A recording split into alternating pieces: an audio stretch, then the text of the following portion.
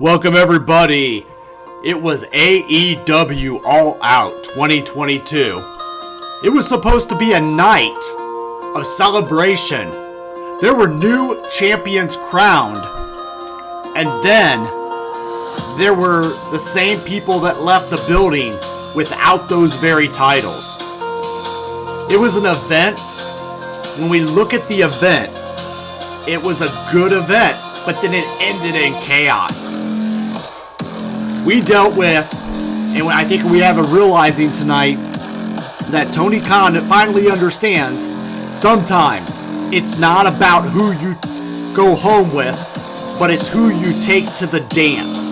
And I think tonight was a reset button. This was one of the most impactful nights in AEW history, but not because of the reasons that we thought it would be. I'm your host, Bryan, the Hype, Ballard. And we're going to talk about All Out, the results and thoughts, and we're going to get into some of these things and how they changed the course of history leading into Full Gear 2022 here just a week away. I want to marinate on this, and I want to now go through what was one of the most epic nights of the year. It's amazing what can happen in 24 hours, you guys. Without further ado, let's get in. We're going to start with the 0 hour. It's amazing, right? Because the name of the pay-per-view is All Out. And it wasn't that they went all out in the show. It's that some people are now all out of the company. We'll get into that. I want to start with the 0 hour. The Hook show literally has Hook on it. Seems like every time. But it's the hook to make you buy the pay-per-view. It started at 7 p.m. First matchup, we had Tay Mello and Sammy Guevara versus Ortiz and Ruby Soho. So we got a mixed tag match action going on. Into the ring, we get a bell. Soho hops Guevara with a DDT, and Ortiz follows it up with a Death Valley driver. Ruby off the ropes. Head scissors driver can't keep Sammy down though. Soho ends up on the wrong side of a Mello kick. More sucking face between Tay and Sammy. Lots of kissing, lots of action. It's interesting how they keep going with this over and over and over, right? So we got Ortiz and Sammy going back and forth. A little hip swivel from back and forth again. Inverted suplex connects with a follow-up from Soho, and she gets cut off by Tay. There's a big elbow from Guevara off the ropes. A flip pile driver from Mello. Sammy perches over Ruby, and there's a senton atomico. Ortiz rakes the eyes to kick out. Anna Jay actually runs in on this matchup from the Jericho Appreciation Society. Ruby takes her out. Tay catches her in the gory special, and Guevara has Ortiz in the backbreaker rack, but they waste time smooching again. Lots of kissing again. Double pins on the champions. 1, 2, nope, not going to happen. Ortiz with a cactus clothesline to Sammy. Ruby up top. Mello cuts her off with an elbow.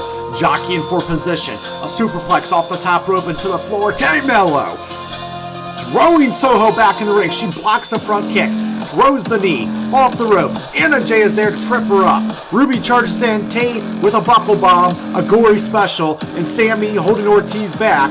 1, 2, 3. Sammy Guevara and Tay Mello win by pinfall with a Tay KO from Mello on Ruby Soho to retain the AAA World Mixed Tag Team Championship.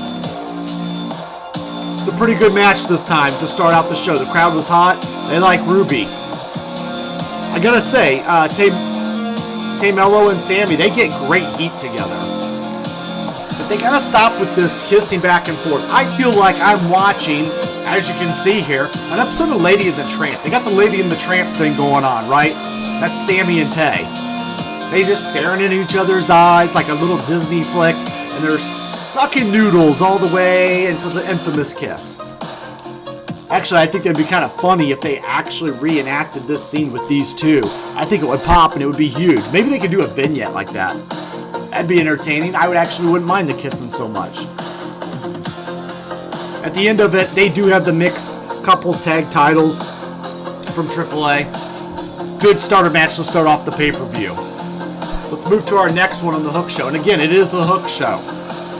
He's always wrestling on it. Hook versus Cool Hand Angelo Parker. It's interesting how Hook has fallen from the graces. I did a poll on Twitter. That asked, who will have a better career when it's all said and done? Hook or Austin Theory? You guys said that Austin Theory probably will have a better advantage being in WWE. However, Hook most likely is the more talented. It could probably do more. I don't know. I think you're right about Austin Theory, but Hook is losing his heat. I like though that they're developing him because I do think they need to. So in this matchup, undercard match, circling, we get a collar and elbow. Parker then grinds Hook into the ropes, and he turns around and grabs a hammerlock. We're hanging on through a reversal attempt. We trip the leg for a front chancery, and then Angelo tries and fails to throw him out of the ring and side headlock. We get a go-behind hammerlock, a headlock takeover, and Parker gets the ropes. Matt Menard runs interference, and Cool Hand with a cheap punch to the eye, working Hook's eye, scraping it into the mat, punching it, snap suplex, cover knee with the eye. Then there's body blows from the champion. Punch to the eye, and it cuts him off and stomps on his hand. Hook cuts him off again, and then headbutt, basically another stomp awaits again. Parker squares up a judo throw from the champ. That's the FTW championship, if you guys aren't sure. Cradle suplex connects, body blows, back Angelo into the corner, and desperate right hand. Basically, his Hook goes off, and a T-bone suplexes him to the corner. Parker with a vertical suplex. Hook slips out. Red Rum isn't even all the way in, and Angelo taps. It's not even all the way locked up. The move wasn't locked up, but Angelo taps right away. A couple of rookies going at it here. Hook wins by submission with the Red Rum to retain the FTW Championship. Again, quick, efficient match. This is all about showcasing Hook. What I did not like, though, is the post-match shenanigans. We get a post-match with Matt Menard blindsiding Hook, and he puts the boots to him in the corner. That's all well and good. And then what do we get? We get this guy that jumps the barricades, named Action Bronson. You know what he reminds me of? He reminds me of, I'm going to call him Hillbilly Hugger. That's what this guy is. Who is this guy? Hillbilly Hugger. That's what we're going to call him. Hillbilly Hugger jumps the ring. Whatever that is with Hook. Jumps in, saves the day. So Hook, your FTW champion, is supposed to be one of the craziest, baddest men on the planet. Has to get saved by Hillbilly Hugger, Action Bronson. This guy. This is a AEW's attempt at trying to do the Bad Bunny thing. They're trying to do WrestleMania Bad Bunny. And mark my words, this guy will get stale very quick. And they'll move on from him, thankfully. So right now we got Action Bronson looking like an old friend of Hook's. I don't care about Hook having backup. That's the allure of Hook. He doesn't need backup. If he still needed backup, he would be in Team Taz. Give him Brian Cage. What's Brian Cage doing? Give him Brian Cage. You want a big bodyguard for him? Problem is Brian Cage is good enough to be on his own. Alright, so it's enough of that one. Let's move on to another match on the buy-in show. I like that they're giving us a lot of action here. This is Pac with the All-Atlantic Championship versus Kip Sabian. Super bad Kip Sabian. Start off with, and Kip Sabian's got a new look from recent years. I like it. He's got the dark facial hair, the bright blonde hair. He's got a different style to him. I used to say super boring Kip Sabian, but no, man, he's got a look to him now, and it made me want to watch his wrestling. Pac's good in the ring. He always has been. But he was able to get a decent match here out of Kip Sabian, who was telling a story of, his gimmick. So there's a collar and elbow into the ropes. There's a clean break, a snapmare from Pac. Sabian off the ropes with a boot. He puts boots to the Bastard in the corner. Big senton up in the turnbuckles and then jockeying for position. Pac shoves him down, up and over. Back body drop on the apron, ducks a back fist, triangle enziguri, puts the champion right on the floor. Kip slingshots, stops short to fake Pac. He fakes him out and he goes back inside and beckons him low bridge. An Arabian press for an acai moonsault. Pac turns things around, throwing him back in, putting boots to Sabian, choking him onto the ropes. And Kip is throwing the forearm, but the Bastard once more. And he gets them and then drops them with a bunch of punches of his own. Sabian with a dragon suplex. Pac blasts him. With the rebound German suplex, he goes up top and Kip rolls out of range with a black arrow. Sabian catches him with a slingshot brainbuster. Cross-leg Michinoku screwdriver, and the Bastard kicks out at 1 and 2. Dropping Kip with an elbow, and he puts the boots to him up top. And then Pac wins 1, 2, 3 with a black arrow at the end, retaining the AEW All Atlantic Championship. It's a good match, guys. It was a good, fast-paced match. I actually enjoyed seeing these two work together in the ring. They have very fun styles to watch. Not quite luchador, not quite cruiserweight, but just good and fast-paced. Post-match, we get Tony Schiavone interviewing Pac on the stage. The Bastard explains exactly what he's looking for. And Orange Cassidy comes out. And as you guys know, Orange Cassidy is next in line for this Atlantic Championship, and he will go on to eventually win this. Pac says that we've been here before, and Orange knows exactly how that ended. He's not a wrestler. He's a joke. He tells Cassidy to get back in line. We cut to Kip, who is in the ring still, screaming at the box that he's wearing on his head. Losing it, right? Speaking of head, this is who he reminds me of. Kip Sabian's got a little Al Snow. He's an AEW Al Snow, if you want a comparison. Al Snow's got head. Kip Sabian has a box that he puts his head in, that he talks to. I mean, you could throw a little Perry Saturn with Moppy in there if you wanted, but it's not the same. I gotta give it, though. It's a weird gimmick, but it is making Kip Sabian interesting to me. And it's making me pay more attention to him. I actually think Kip Sabian, I kind of liked his work tonight. I'm not going to lie. It caught my attention in the buy-in out of all the wrestlers.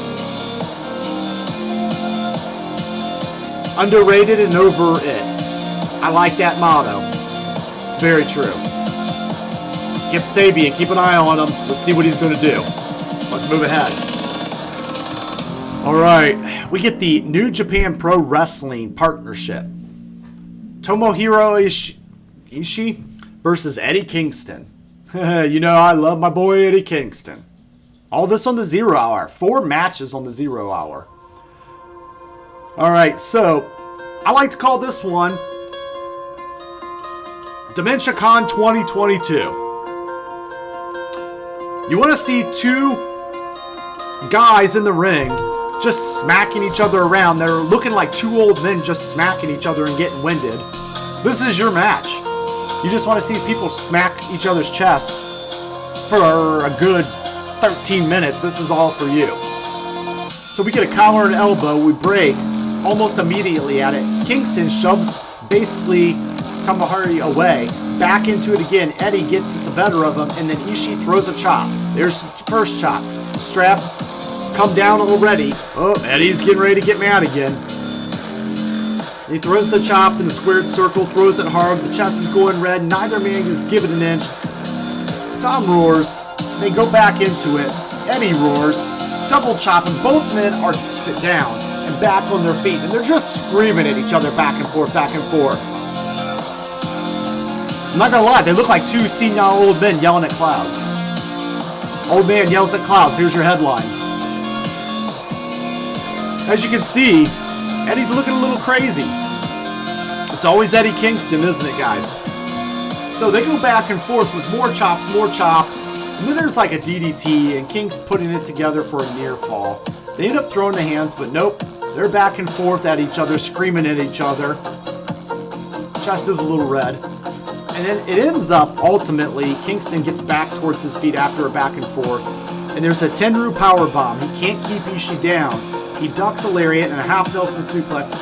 And then he basically rolls through and charges Eddie and drops him with another lariat. So at this point, then they go a little bit further.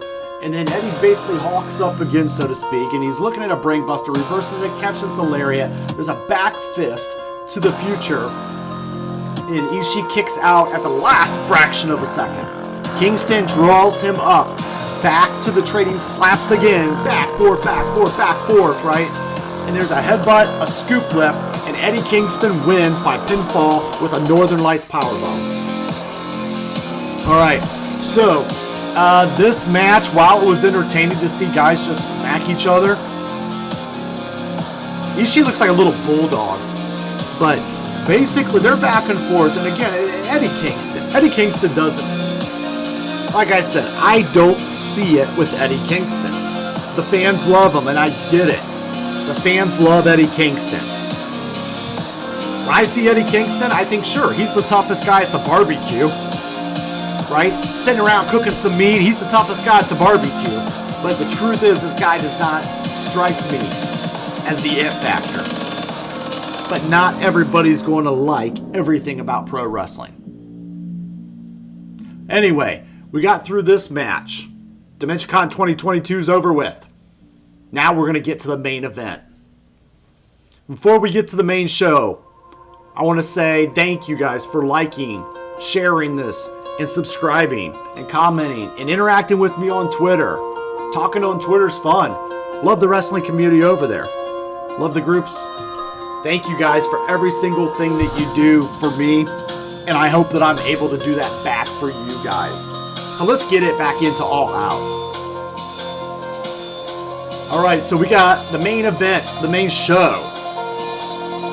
We start out hot. We start out with the casino ladder match, with the winner getting a future shot to cash in for the AEW Championship. Yeah. We've got in this match already the Ring of Honor champion, Claudio Castagnoli.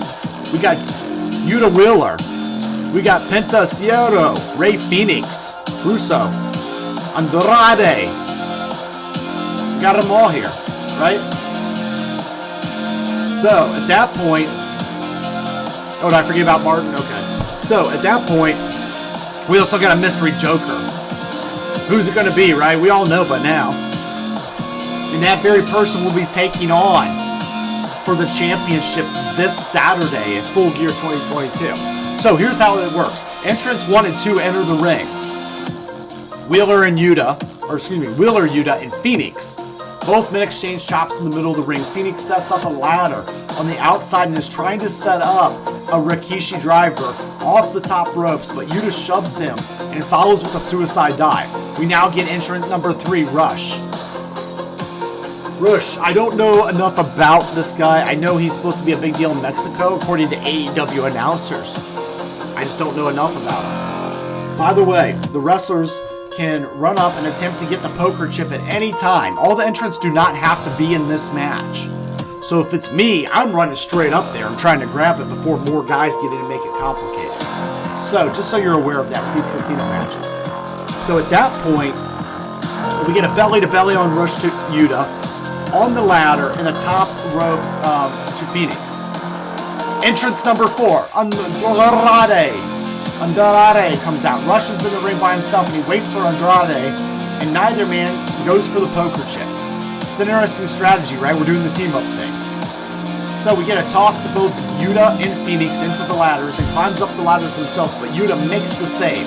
There's a sunset flip powerbomb by Andrade to Yuta on the draped ladder. Entrant number 5, the Ring of Honor World Champion, Claudio Castagnoli. Claudio, aka Cesaro, throws some running European uppercuts and checks on Yuta. Now we've got members of the same club, the Blackpool Combat Club, right? If you think about it, this is kind of a tag match in a sense. With Andrade and Rush, you got the Lucha Brothers, and then you got the Blackpool Combat Club in this thing. So then Next out, entrance number 6 comes Dante Martin. Martin tosses Claudio to the outside, looks to follow Yuta and sets up the ladder to climb for the chip, but Martin double jumps the ladder and makes the save. Penta Cierro Miro is at number 7. Running destroyer to Dante from Penta on the ramp. There's a sling blade to Rush on the outside. There's the backstabber to Claudio by Penta. And Andrade cuts Penta off and looks for basically the DVD on the ladder and draped down to the outside, but Penta counters into a destroyer. Phoenix with a frog splash from the top ring post to the outside through the table and Rush. Yuta, Martin, and Claudio are all climbing the ladders and the ladder in a bunch. At this point, match is very good, and this is where he escalates and it breaks down. There's a bunch of men in masks, all dressed in black, that start just attacking the ring, and they're throwing them off. Throws them all off the ladders. All the competitors are down. And then there's one single guy in the black masked and outfit that climbs the ladder and he grabs the chip. And this man now gets a title shot anytime he wants. And it is none other than Stokely Hathaway. Stokely Hathaway wins the casino ladder match. But we're not done yet. The Joker is now out in a mask. The Joker comes out in a Asian mask and basically walks to the ring. Stokely hands the chip to him. And then the masked henchman goes to reveal themselves, and we find out it's not only Stokely Hathaway, it's Ethan Page, it's the Gun Club, and it's W. Morrissey, the former big cast of WWE fame. And the Joker is wearing, again, the spiked horn demon mask, the Omni mask. And then graciously, he takes the chip again from Stokely, and the Joker has won this match. We go to get a reveal. He goes to pull his hands on the back of his head and rip off the mask. And then we get the fingers to the crowd. Nope, nope, nope. And we get a silent shush and pointing, and he leaves and walks out the ramp with Morrissey and company. So this person now has a stable. Stokely Hathaway's guy is going to be the #1 contender. It's a good match, guys. This was a really, really good match. I enjoyed it. It was the perfect one to open the show after such a long pregame show, the buy-in. But I definitely enjoyed this, so we did something right here. Let's go to the next one. Next, we got the AEW World Trios Championships Tournament. I've been excited for this one for so long, right? You can tell this one was definitely built to be the Elite's title, right? Kenny Omega and the Young Bucks on one side, and we have the Dark Order on the other side of this tournament. And who do you think is going to win? Absolutely, it's going to be the Elite. B-E, Elite, right? Omega and the Young Bucks. So we get a start out. Hangman and Nick Jackson start. There's a shoulder block by Page. And both men then trade lariats and cartwheels. Matt Jackson and Alex Reynolds are both in. They trade headlocks and takeovers. Matt disbricks Reynolds, and then Reynolds responds with a double leg. Page comes in and jaws with Matt before Kenny tags in. Omega muscles in Page. There's a blind tag, and then they attack Omega from the back. There's a double drop toe hold by Silver and Reynolds, and Silver focuses on the arm of Kenny Omega before Page, Adam Page, tags himself in and pulls Silver off of Omega's arm injury. So Hangman Adam Page was not a member of the Dark Order, but he was filling in this a little bit for the Dark Order, right? So he's going against his old friends. So we go further in the match.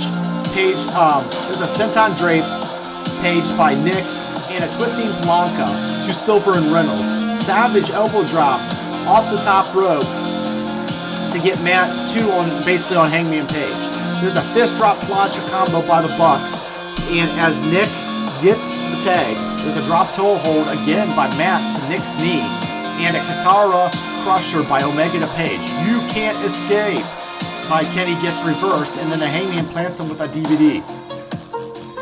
Silver is in, and he clears the ring, and they go on, and there's a hot tag action going on. At this point, there's guys all over the place, right? So then Jackson reverses the double Northern Light suplex at one point before tagging Omega. Cross body to Silver. There's a Snapdragon to Reynolds. Snapdragon to Hangman. A Snapdragon eventually to everybody. He's like Brock Lesnar giving all kinds of suplexes, right? Snapdragon suplexes all around 3 times. At this point, we get into the match. There's a super kick by the Bucks to Hangman and Reynolds and a V-trigger to Silver. The Terminator takes everyone out on the outside, and there's a moonsault by Hangman. It takes out Nick on the outside as the Dark Order is back in the ring. There's a pendulum bomb by the Dark Order, but Nick Jackson breaks up the pinfall by a senton. A running knee to the corner, Nick to Silver, and Reynolds and Silver, the Bucks, super kick each other, and everyone is down. You gotta love the Young Bucks in tag team action. I think they're the feature of this division, of course. They're so good at what they do. You add Kenny Omega to the mix. He's one of the best wrestlers on the planet. Alright, so then you got Omega and Hangman dragging each other, falling apart into the corner. They tag themselves in at this point, and then the arena just becomes unglued. There's a big boot by Hangman. There's a V-trigger by Omega, and then a J-driller by Omega. 1, 2, no!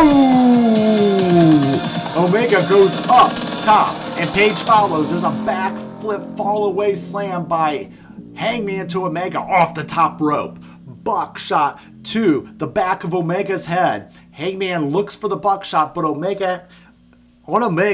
Matt distracts him, and Omega falls as Nick comes in with a buckshot from behind to Hangman. There's a BTE trigger, and Reynolds makes the save at 2.999 of a second. Silver rolls up Omega for another, and then there's a one-winged angel attempt, but Silver rolls out again with a close, almost 3 count. The crowd is going insane. Hangman looks for the buckshot, but Omega ducks and Silver gets leveled. Hangman gets thrown to the outside, and Omega makes the cover for 1, 2, and 3. And your new AEW World Trios Champions, the Elite.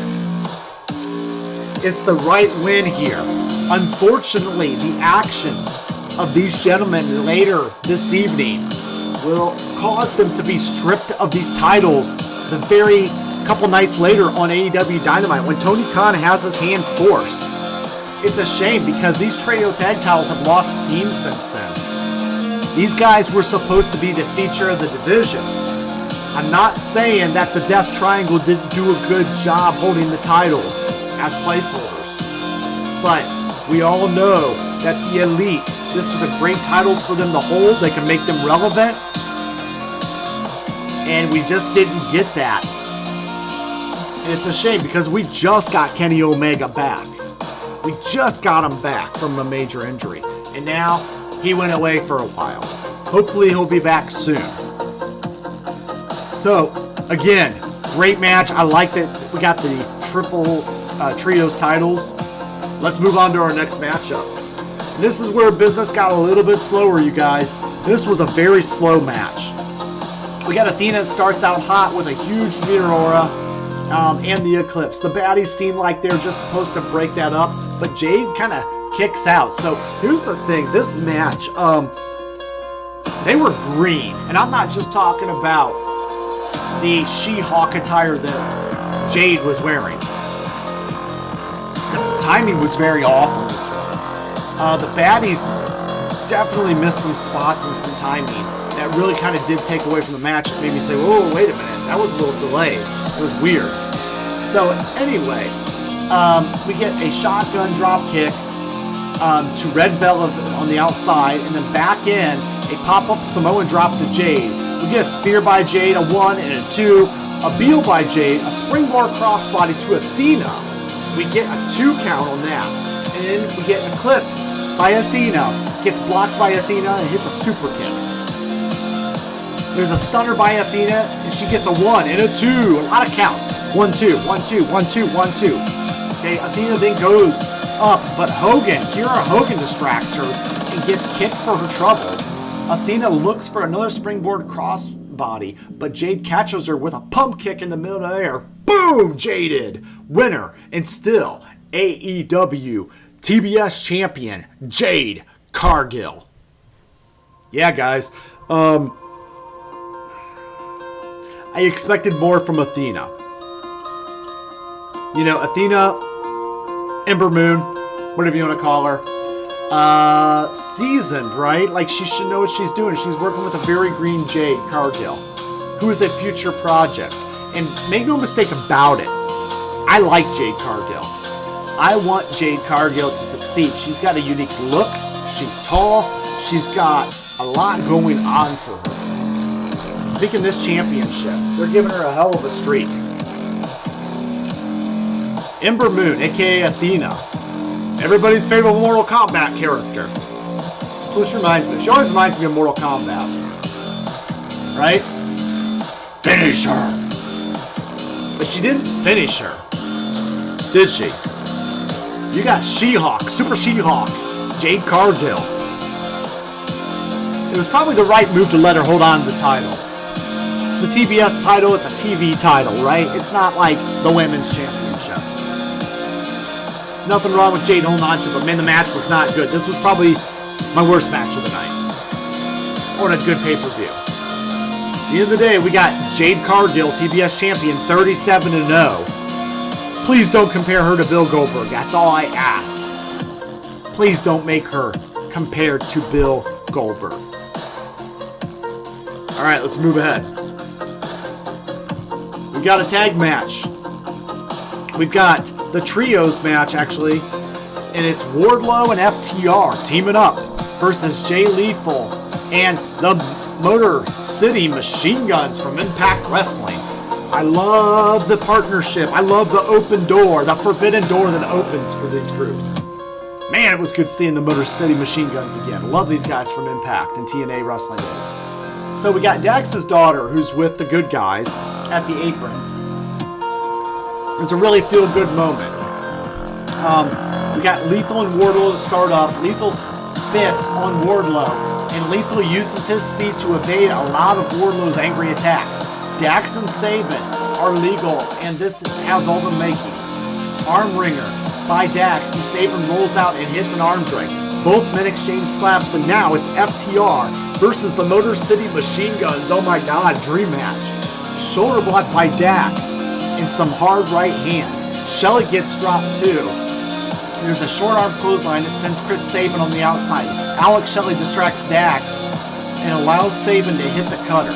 Dax fights back with some heavy chops and a back suplex before tagging in Cash. Assisted leg drop by FTR, and we get a 1 and a 2. The European uppercut by Cash, and Wardlow finally gets the tag, and the Motor City Machine Guns are trying to suplex Wardlow, but they get reversed, and Wardlow, showing his power and his Batista-like strength, suplex them both. We get a tag to Dax, but Shelley distracts the referee and is allowing Lethal to thrust kick Dax. We get a Manhattan drop kick and a knee and roll over basement drop kick by the Motor City Machine Guns. Very vintage. Lethal is in the ring now, and as the bad guys have cut off the ring and isolated Dax, quick tags throughout, but Dax fights out and gets to Cash. There's a knee lift, a short arm lariat to Shelley, and gets a 1 and a 2. There's a sliced bread attempt by Shelley and gets reversed into a gory bomb for another close count of 2. Sabin in and breaks up the pin, and Shelley to drop kick Cash's legs. Lethal is basically in now, and there's a figure 4 applied. Lots of back and forth in this matchup, and is what you would expect from an FTR and Motor City Machine Gun showdown. Man, I'm loving it too, right? I love this one. At this point, Wardlow grabs the Motor City Machine Guns, but Sin hits him with a right hand that drops him. There's a 2 count by Lethal. Sabin basically goes in with a suicide dive and takes him out. FTR is back in now. There's a slingshot powerbomb Dax to Sabin. There's a big rig by FTR to Shelley. There's a double lethal injection by FTR by Lethal. Lariat by Wardlow. There's a powerbomb to Lethal. One more time. Numero dos. Make that a third. A quattro. A finito. 5 powerbombs. FTR, and Wardlow gets the win and the pin. Sanjay Singh and the Motor City Machine Guns have hit the ring, but once they get the win and the pin, what happens? We get an interruption. It's none other than the Samoan Cookie Monster, Samoan Cookie Joe. Just a little fun there. But we get Samoan Cookie Joe, who destroys Sin with the belt, and here comes Dax's daughter then, as you guys seen, and Finley, and then she basically, Sanjay is in the ring begging for mercy, but Finley snaps the pencil right in front of him, and Dax drops him with the right hand, and Finley puts her foot on Sanjay as the referee then makes the 3 count. So, at this point, that was technically the 3 count there. We get the return of Samoa Joe, who will go on to be one of the champions in Ring of Honor going into the new pay-per-view. So, a lot of action in this one. We get the return of Samoa Joe. Good stuff. Alright, this next match was a quick one, and I'm okay with that. Not all matches have to be long. This was Ricky Starks versus Powerhouse Hobbs in a battle of the former Team Taz mates. Starks is out hot, but Hobbs hits a body block that stops Starks in his tracks. Hobbs quickly focuses his attack on the neck and dumps Starks on the outside. Hobbs tosses Starks to the guardrail, up and down, back in the ring. Hobbs delivers some forearms with a big boot that drops Starks.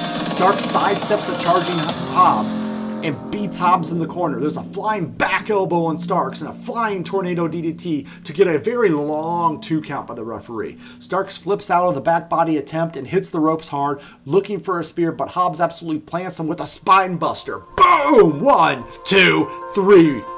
Whoa! Very, very quick, very good match for Powerhouse Hobbs to help feature him and allow him to move on for Ricky Starks. I like this one. It was short, simple, to the point. I can see Powerhouse Hobbs challenging for Wardlow's title. That could be coming up very soon. Keep an eye out for that one. I'm calling it right now. Up next, we have the AEW Tag Team Championships. Oh, Swerve in our glory versus the Acclaimed. The Acclaimed, I want to say this, the Acclaimed are over. The fans love these guys. Swerve in our glory is over too, but the Acclaimed are super over. Is tonight the night they're going to get the titles? Matt Caster is referring to Keith Lee as Lizzo and was mentioned in the rap, by the way, oh, Scissor Me Daddy, to the tune of, oh, bask in his glory, and is broken out like something else. Bowens and Swerve start out the match. We roll up by Bowens, but Swerve picks up the legs and tags Lee. Caster is in as well, and he tries a shoulder block, but to no avail. Caster flips out of a Beal attempt and delivers a little Guerrero shimmy, a drop down and a leapfrog by Keith Lee after Caster hits the ropes, and after Caster doesn't like that. A drop kick by Caster following a diving Hurricane Rana from the middle rope. So these guys get a little bit of quick action. Their styles went really well. Swerve, is a pretty high-impact wrestler along with the Acclaimed. Keith Lee adds that big man muscle, but don't get me wrong, he's not just a big man. I call him the modern-day Bam Bam Bigelow. That's Keith Lee. He can do some amazing moves for his size. So at this point, we get the "You Can't Scissor" chants from the crowd. They're hot tonight. We swerve in, and now there's a European uppercut. Swerve holds Caster in the corner and tags Lee, who delivers a brutal overhead chops. Lee puts Caster on the ropes, but Caster is able to shrug Lee off, hitting a diving cutter from the second rope. Bowens and Swerve are now in, as Bowens hits a pair of clotheslines before a ripcord diving neckbreaker and brainbuster by Bowens. Basically, that gets followed by a 2 count from the referee. We continue on in the action, and both men, Bowens, Rough Rider by Bowens, as both men are down, and the referee and Daddy Ass are checking on Bowens, aka Billy Gunn. Swerve tosses Bowens hard to the outside and tells Daddy Ass and Caster to suck it. Swerve calls an audible and focuses the attack on Bowens' knee, double team, assisted by the knee breaker by Bowens. And then the crowd is heavily invested in this match. They're definitely really into this one. And again, the Acclaimed is so over, and the whole Scissor Me Daddy Ass thing is really huge, right? So, Caster clears the ring and takes out Swerve with a diving to the outside. There's a diving cross body off the top rope by Claster to Lee to get a very long 2 count. Running elbows to the corner as Lee and Caster are trying to get Lee up in a fireman's carry. And a pounce by Lee by Caster removes Lee, destroys Swerve, and sliding knee to Bowens to get a long 2 count on Lee. There's a headbutt by Lee to Caster, and Lee kicks Bowens' leg out from under him. Lee heads up to the top rope, and here's Caster and Bowens, and they just go back and forth, and they're getting a little crazy. Caster is in now, later on in the match here, and Swerve hits a running back kick, and Caster gets out of the 2. Swerve looks for the springboard, and then again, they're just going at it, back and forth. Lee's back up, but now Daddy S gets in his face. Super kick by Caster, and FU by Caster to Lee. Bowens is in. The arrival of Bowens and Caster come off the rope with the mic drop. Lee barely breaks it up before the 3. Swerve is on the apron and hits the DVD to Caster. Bowers is legal, and Swerve attacks the knee before there's a miscommunication, and Swerve kicks Lee in the face. 1, 2, no, not over yet. A twisted DDT by Bowens to Swerve. Bowens looks for a Hurricane Rod on Lee, but Lee holds, and Swerve comes out of nowhere to time Swerve in Our Glory. And winners, and still AEW Tag Team Champions. Oh, Swerve in Our Glory. That's right. It's not the Acclaim's time yet. But man, I wouldn't be surprised if they eventually won some titles or some gold. Keith Lee, Swerve Strickland. The Scissor Me Daddy Ass thing, it's got crazy. It's got a little crazy scissor man, right? Action going on. Doesn't remind me of anything, but the last man I seen go crazy with a pair of scissors was Brutus the Barber Beefcake. You guys remember that one? So, the Daddy Ass thing has gotten Acclaimed over. And Keith Lee is now starting to show some dissension in the ranks with Swerve Strickland, who is not on board with scissoring. However, you got Keith Lee showing a lot of respect in this matchup, and this was a really good match and much deserved. Let's move ahead. All right, coming up next, we got the AEW Interim Women's World Championship. Toni Storm versus Dr. Britt Baker versus Jamie Hayter versus Hikaru Shida. So we got the 4-way for the interim title because why? Thunder Rosa had to give up the title, so now we must name an interim champion until she returns.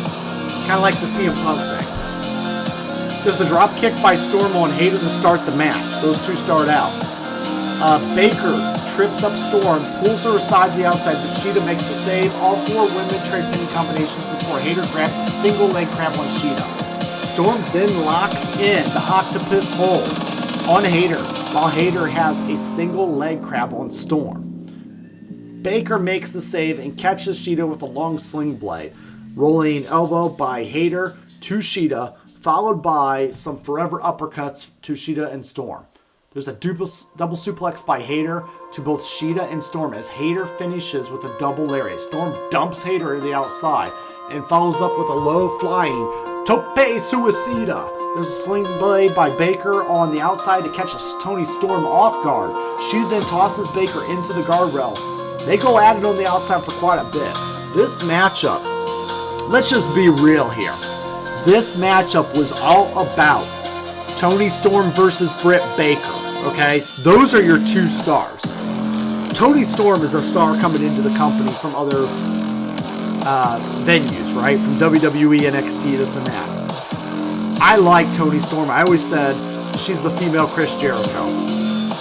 Then we got Britt Baker, who, this is the house that she built. This is AEW. You got Jamie Hayter and Hikaru Shida. Hikaru Shida's been there from the beginning, but has not really drawn me in crazy much. And Jamie Hayter has got some potential, but again, this match was good because it showcased all of these ladies very equally, and I do like that, while they still named the interim champion. Back to the action. Hayter gets back into the ring, and she's going at it with Shida for a little bit. So Shida, basically, she drops Shida pretty hard. Baker then curb stomps Shida, and the doctors carry her away. Back into the ring. It's a 2-on-1, but Storm is working hard to fight back. Diving crossbody by Storm to Hayter, but Baker makes the save before she could do anything more damage. Storm tries to fight back, but she's outnumbered by Storm, and Hayter delivers a snap suplex. Shida is back with 2 kendo sticks, and she lays basically out. And Shida's back in the ring just swinging kendo sticks like crazy in a nice spot. We continue on later in the action. There's a question mark kick by Shida to Hayter. There's a Uranagi backbreaker to Storm by Hayter. And then we go on. All 4 women are now trading blows in the center of the ring. At this point, Shida and Hayter lay out their opponents. Shida does the deal. There's a Falcon Arrow to Hayter, but Storm breaks it up with a German suplex to Shida. Man, these guys are going at it. Tombstone by Hayter to Storm, a Meteoro by Shida, and all kinds of just crazy. To Hayter, then a super kick by Baker to Shida. So it's just all kinds of back and forth, girl on girl, all over the place action, right? At this point, Storm dumps Baker, who goes for her glove. Storm dumps her to the outside as Hayter hits the Rainmaker. There's a 1 and a 2, but nothing more will do. Baker pulls that referee out as Hayter was about to get to the 3. Storm hits the Storm Zero to Hayter. Baker rolls in and tosses Storm and gets the 1, 2. Nope, not going to happen. The long 2. Baker looks for the lockjaw, but Storm catches her with a Tornado DDT. Another Tornado DDT to Hayter. A 1, a 2, and a 3. Tornado DDT all around, and a new interim women's champion, Toni Storm. Very good match. And it was the right girl to win this match, right? We need something fresh. We need Toni Storm as the interim. And eventually, I believe we will get Storm versus Thunder Rosa. Some thoughts on these ladies. Okay. Shida, she served the purpose. Hayter, potential. Dr. Britt Baker, she either needs to do one of 2 things. She either needs to get things done on her own, or she needs a new bodyguard. Maybe another dentist can help her out in this. How about Isaac Yankum, DDS, coming back from the 1990s, the dentist with rotten teeth? I doubt Kane, a.k.a. Glenn Jacobs, would be willing to do that as mayor anymore. But it would be a fun thought if Britt Baker had some big man muscles to kind of help her, just play bodyguard a little bit, right? But at the end of the day, I do like Toni Storm, and I do think she has the it factor, and it was very right move to put the title on her tonight. So, interim champion Toni Storm, a.k.a. the female Chris Jericho. And what's great about her is she's got the look. She can wrestle, and she is very young in her career. I believe she's in her young 20s and able to get a lot done. So I'm very excited to see maybe, her take on a lot of these different other girls in the future. Now we get to the revenge match. We have Jungle Boy versus Christian Cage. And the whole story here was, Jungle Boy and Luchasaurus. And it's about Jungle Boy advancing. This matchup was very quickly done. And I'm okay with that. This just preceded the story. So we get Jungle Boy's mom and sister who are at ringside. And mom slaps Christian in the face. Jungle Boy looks for a Luchasaurus at the entryway. And Luchasaurus comes out of the bad guy tunnel. Oop, there's a key. Choke slam on the pyro grid. Luchasaurus then hits the dinosaur's edge through the table to the outside before rolling Jungle Boy into the ring. Jungle Boy finally makes it to his feet as referee Aubrey Edwards nearly refused to start the match. Spear by Christian, a 1, a 2. Nope, nothing more than that. We get a kill switch and then that's it. 1, 2, 3. Christian Cage wins this match. Hard to rate this one, guys. It's all storyline, right? Normally, I would say this doesn't really have a place on pay-per-view, and this is more of a Dynamite match. But when you got so many matches on the show, I welcome the quick storyline to keep things moving. The real story here is Jungle Boy shedding his Tarzan-like appeal against the evil dinosaur that is Luchasaurus, right? So they are getting Jack Perry, to become just Jack Perry. Mark my words, they're trying to build him as a cornerstone of AEW. And you got to get rid of the goofy Tarzan Jungle Boy gimmick. And that means you got to drop the dino, which is Luchasaurus. So at this point, we will get in about a week, a Luchasaurus versus Jack Perry. Notice that. Jack Perry, not Jungle Boy anymore. In a steel cage match at Full Gear. So it's interesting because this match at All Out I viewed as the day that Jungle Boy died. right? He shedded his Tarzan skin, and he's now Jack Perry. So I think this was very pivotal to get him to move ahead and advance. And so definitely good for story purposes. Up next, we get one of the matches I was looking so forward to for the night. We are getting Dream Match.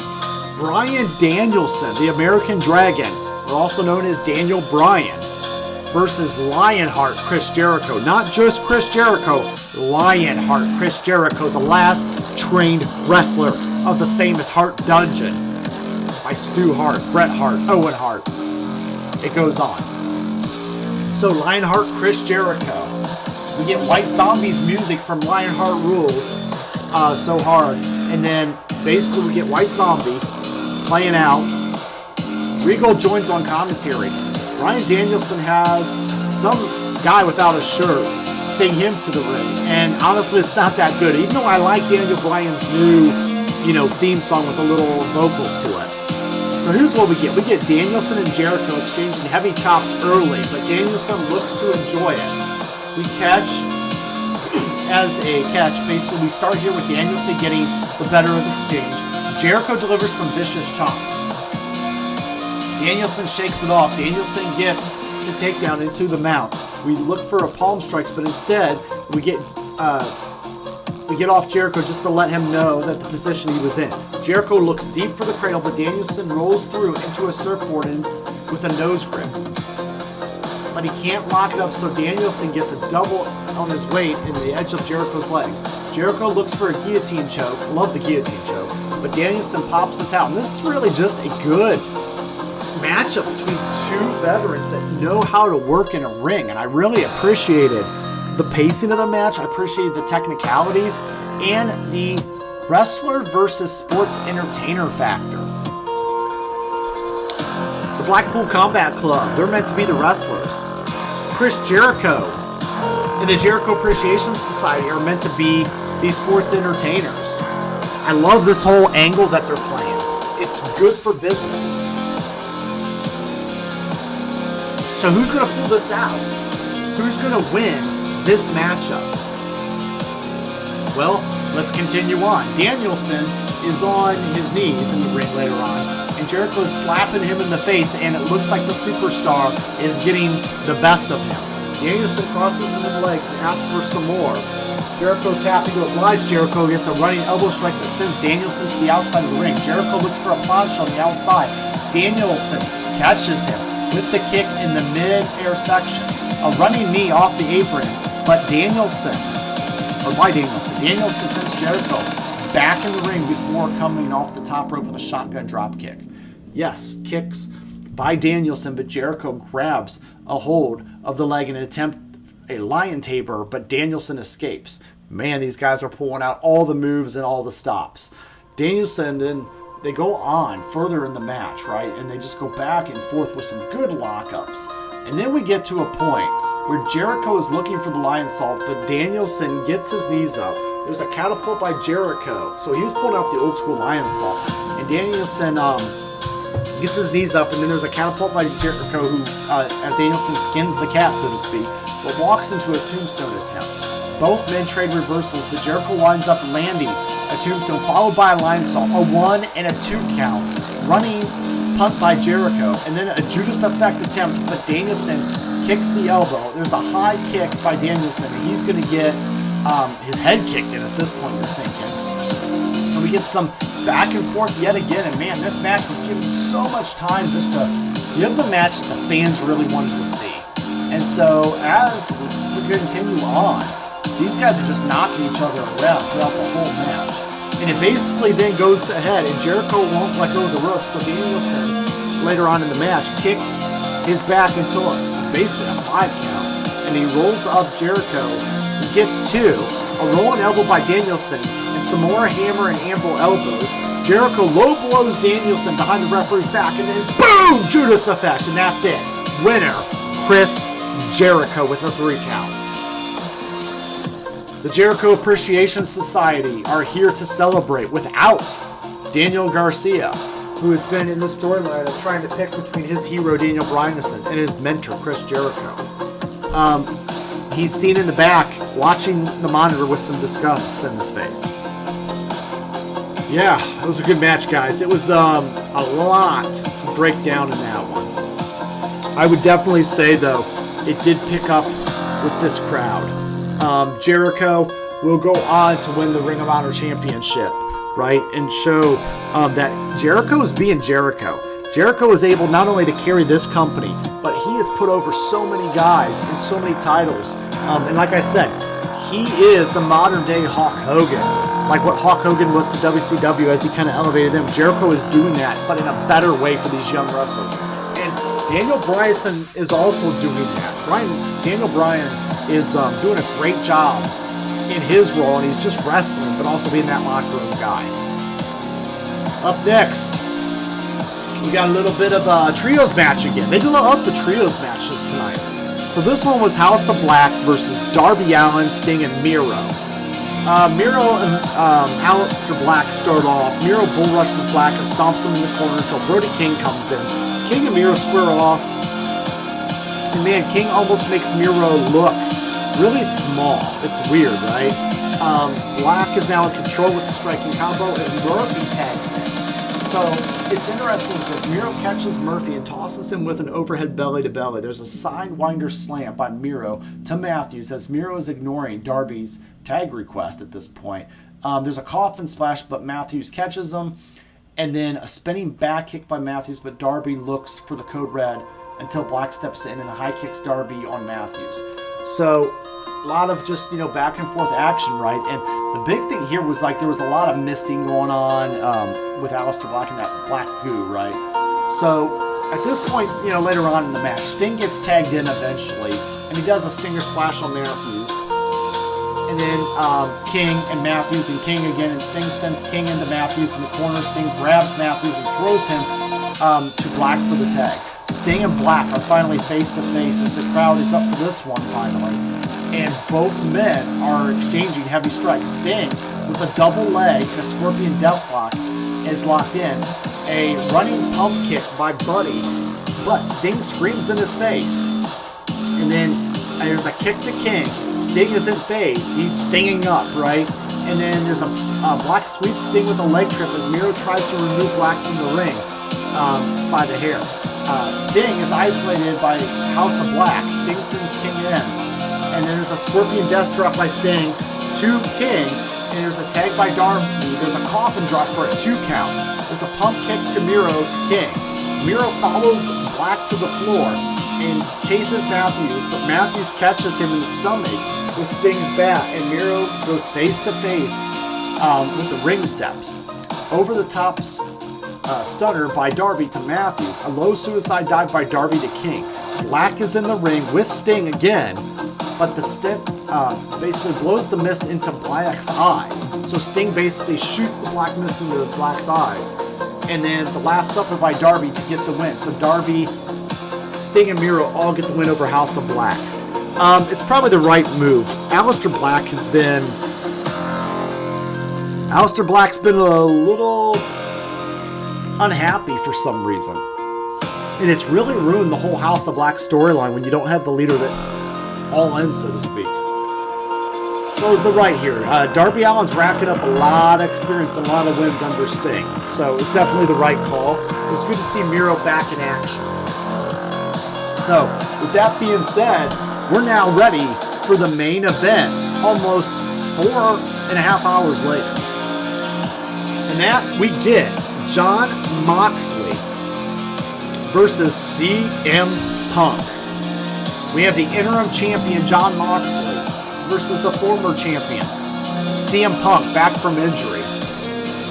And little did you know that this match would end with a champion crowned. But also, would you have ever thought that CM Punk would end tonight in Chicago? What the heck is going on in AEW land? This has been the talk for the last month. CM Punk is out with, again, a very Chicago-style welcome. And he's got his nice long tights, right? And so it's business time. The crowd is on fire here, and not for nothing, but The crowd is 4.5 hours into this show, so they deserve a lot of credit for really being up for this match. I was tired. I was exhausted in that theater watching this with the friends, even though the friends were kind of keeping me up and going. I think we had, a couple Monster Energy drinks and everything. Moxley taunts Punk before sitting cross-legged in the center of the ring and giving him the finger. Punk is on the offensive early with some knees from the clinch, but Moxley responds with some forearms of his own. High kick by CM Punk, another high kick, a running knee in the corner, another running knee, GTS by Punk, 1, 2, and no, it's very, very, very close, within a millisecond, 2.9999. Moxley rolls to the outside and buys some time, but Punk follows with a tope suicida. Both men are now fighting through the crowd, and I'm guessing the referee will just kind of let them do whatever they want to do because, hey, it's championship match, right? Punk tosses Moxley back over the guardrail and directly into the steel steps. The GTS attempt by Punk on the outside, but Moxley slithers out the back and tosses Punk face first into the ring post on the outside. Punk is now busted open and bleeding and tired, and Moxley's focused his attack on the face with elbows and fists. Moxley then licks Punk's blood off of his hand. Psychotic Mox. Punk is busted open pretty good here, and Moxley is taunting Punk here, and Punk does not have an answer for the strikes. Mounted elbows in the corner now by Moxley. Delivers some heavy chops. You can tell Moxley is putting his all into this match. Punk reverses Moxley and delivers a running knee strike in the corner before looking for the Bulldog, but Moxley holds on and hits a shin breaker on Punk's bad leg. Moxley is now looking for a single leg crab and stomping on the ankle. A single leg crab by Moxley. Punk gets to the ropes, but Moxley looks for a heel hook. Punk goes to the eyes to force Moxley to release the hold. There's a dragon screw by Mox, and finally the figure 4. Woo, you guys. This has been a long night, and I tell you what, these guys have been long on action. Not hating it though, I'm really not. This is a good main event match, but man, it's been a long one. So we continue on later in the match, right? We get an Anaconda Vice at one point by Punk. Moxley grabs the eyes of Punk to escape that, and the crowd's going nuts. They're really getting behind Moxley on this one, right? Even though the crowd is very pro CM Punk, you can tell Mox is winning respect. Moxley sits through and snags a bulldog choke. Moxley transitions to an ankle lock. Punk gets to the ropes, a German suplex by Moxley, a high kick by Punch, a King Kong lariat by Moxley, exchanging straight tights, lefts and lefts now. So we got rights and lefts. Swinging net breaker by Punk, the GTS attempted by Punk, but Moxley plants him with a Death Rider for a 2 count. There's a bunch of elbows in Moxley before locking up the bulldog choke. Punk is up, the GTS. Moxley rebounds off the rope, falls on Punk's back. Punk holds up another GTS, and the winner and the new AEW World Champion, CM Punk. Guys, this one. So CM Punk wins the title, and it's interesting. CM Punk has now won the AEW. He's a 2-time AEW champion. And he's never, ever defended that title. Punk has won this title twice, and he's never defended it. And he's had to been stripped of this title 2 times. Maybe this is just snake bitten from the beginning. I was excited for CM Punk's return. And while he's had some good matches with Darby Allin and Hangman and Adam Cole, he just had some good stuff, right?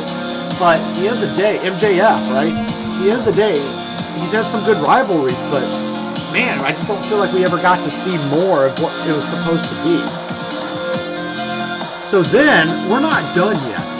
There's a post-match after Punk wins this title. Kind of rains on his parade, so to speak. The lights go out. We hear a voicemail from Tony Khan. And he's saying that he will put this person in the casino ladder match. And we'll get a clip of Punk from Ring of Honor saying that the devil's greatest trick who's ever played was convincing the world that he didn't exist. And then we get the Joker from the very first match of the night with the mask. and the Joker takes off his mask. And it's none other than MJF, Maxwell, Jacob, Friedman, CM Punk's greatest AEW rival. I'm going to go ahead and say it. Remember that dog collar match earlier this year? Classic. MJF is here. He flips off the crowd. Punk is raising his title in the ring. And we're thinking we're getting a final showdown between Punk and MJF for the title. That's going to be an amazing matchup, right? But it isn't. At this point, we go off the air. And AEW All Out is finished. Or so we thought. And it wasn't finished, though. So at the end of the pay-per-view, it goes away. We got a returning MJF. We got a new champion, CM Punk. And here's how it breaks down. I drive home from the theater. And little did we know this night, even though the pay-per-view was over, the night was not finished by any means. And what would happen would change the course of AEW forever. So let me give you my final thoughts on the pay-per-view before I go into this changing course.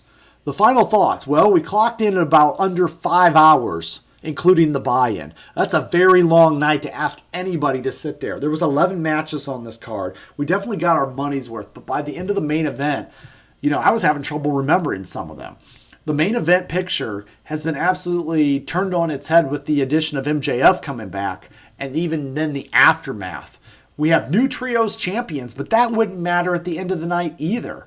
Okay, so what happens is we crown new trios champions, we crowned CM Punk as champion, and that wouldn't even matter within less than 15 minutes or so, right? And it gets all ruined. The new interim women's champion, Toni Storm, will remain going into, future matches. And so there's some pay-per-view squash matches in there, but basically the wrestling on the show ranged from really good to a pretty great show, right? There was nothing really horrible and bad, even though there was some matches that were like, I'm glad they kept them short. That's a lot of success in 5 hours, and they should be applauded for their efforts at All Out. So I want to applaud Tony Khan, because when you have a 3-hour main card plus an hour buy-in, and plus on top of everything else, you go out of your way. If you really want to see this, watch the Punk main event with Moxley. Watch the Trios finals with the Elite, Danielson, Jericho, the AEW tag team titles, and the women's 4-way. I know that's a lot, but that was the main creme de la creme, if you will, the cream of the crop, right? The casino match was fun too. But then, let's get into what changed the world. What changed the world? I come home from my drive from watching this pay-per-view at the theater. I come home, I turn on the post-show, the scrum, the media scrum, just for fun. And you know what happens? I don't know what I turned on my TV, but I get CM Punk sitting there eating muffins, yelling at a reporter. I texted my buddy, and I said, you got to turn this on right now that I just watched this with. And I was like, he's going off, and I don't think this is a work. It's definitely a shoot. And what happened was CM Punk basically went off in the media scrum next to a very awkward-looking Tony Khan, all over Colt Cabana and his drama with Colt. But not only that, CM Punk goes on this rant. He bashes the whole locker room to the point when they're all done with this media scrum. You could tell Tony Khan very awkwardly went and got Chris Jericho to end the night on a good note because CM Punk made it awkward. He made it so awkward for Tony, who just had us a very successful show and made it counterproductive. But we weren't done. Reportedly then, Punk goes backstage after his rant, and he pretty much runs the Elite into the ground.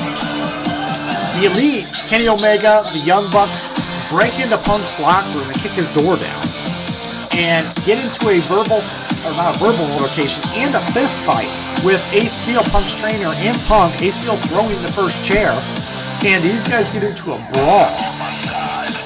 It eventually gets broken up. And then what's going to happen is All these guys are going to get stripped of their new titles. They're all going to get suspended. There's going to have to be tournaments to crown new champions. So what does AEW do? What they do is they go back to their original formula. They go back to MJF, Chris Jericho, Jon Moxley, and they work on building new stars. They suspend everybody that's involved in the incident. And this is why at Full Gear on Saturday, we're going to get MJF versus the champion Jon Moxley, who's now a 3-time AEW champion. And it's probably for the best. Mox is definitely all elite. And you know what? The Young Bucks and Omega are too. It's unfortunate, right? You got locker room leaders like Jericho and Daniel Bryan and Jon Moxley who are leading these young guys the right way. And I wanted CM Punk to be the guy to help stick WWE into the ground a little bit and create real competition. I wanted the voice of the voiceless to be all in. And unfortunately, he is now all out. Pun intended. And would you have ever guessed that I would have told you that CM Punk would be crowned a 2-time AEW champion, and he would never ever defend that title not one time in his AEW career. And his career would end in Chicago. And he's in a real situation because now it seems like AEW will not have him back, and WWE won't have him back. And he's not going back to UFC. That's the end. Those are my final thoughts and results. Thank you guys. Have a good evening. Guys, thanks for watching. Like, share, subscribe, and like we say, it's not goodbye, it's game over.